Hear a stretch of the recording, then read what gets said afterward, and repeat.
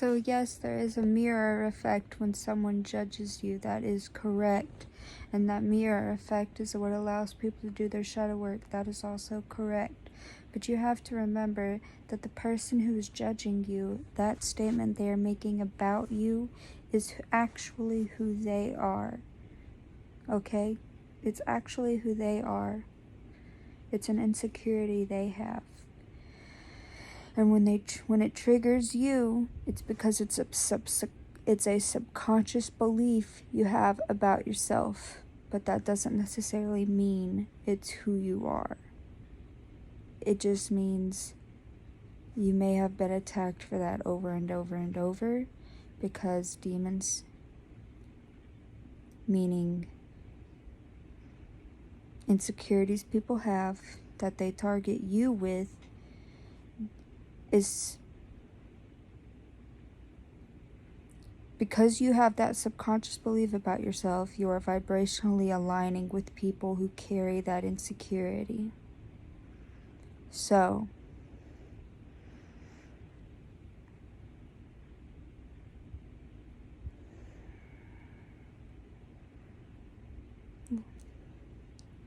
the only way to break free from that is to either realize that's not who you are and go back to the root cause of why you feel that way, or transmute it into life and make love for it. That way it doesn't trigger you at all and you can actually embrace it. It depends on what you want to do with it. But here's the thing.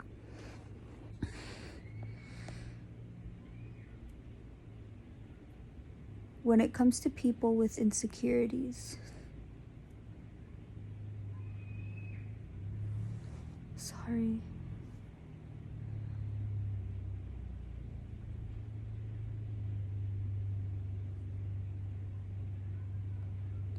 I'm just trying to figure out the right way to say this.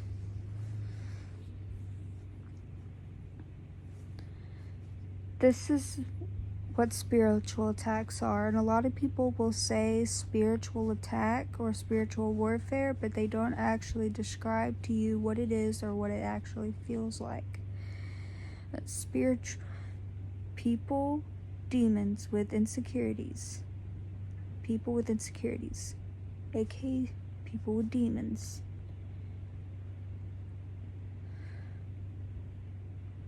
attack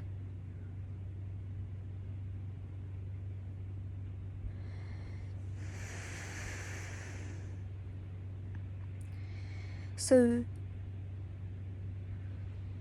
before you come into this matrix, you're sort of hardwired already, just like when people,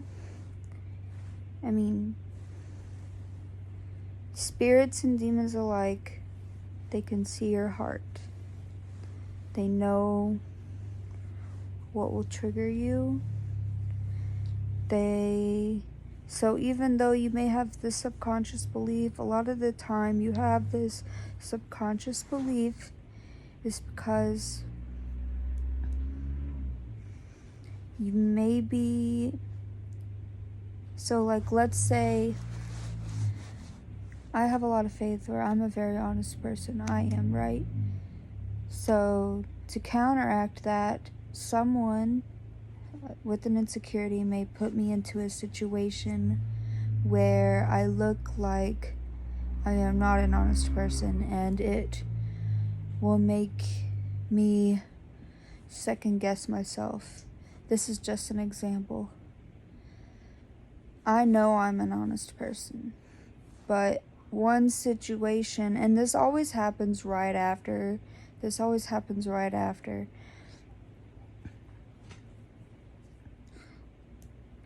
always attack what your greatest qualities about yourself are, or what you consider your greatest qualities about yourself are. That's how it takes away from your spirit, because your spirit is like what makes you so happy and so self-confident.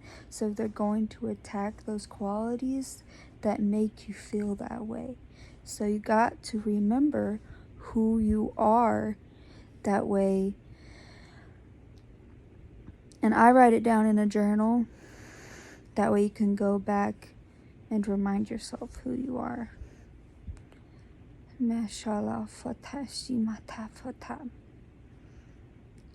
Or you can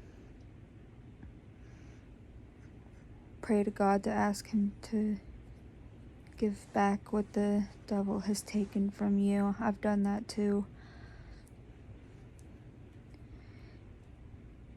It's just really, really, really super important to remember that even though you get put into these situations, it's always to instill fear in you and pull you away from God and the light and make you feel separate and make you feel like you don't deserve anything, and that's just not true.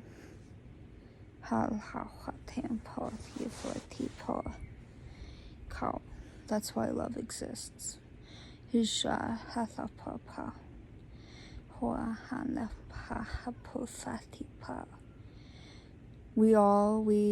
why he reminds us that we were all born sinners. It's not to condemn us, it's to remind us that none of us are without fault. And instead of hating each other or targeting each other for these insecurities, we need to, like I said at the beginning, and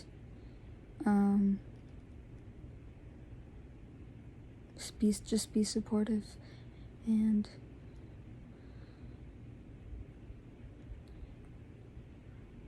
when you learn to love these things about yourself, you actually end up helping other people around you who may also have this insecurity, especially the person judging you. If you listen to the feedback instead of taking it personally and you try to transmute it yourself,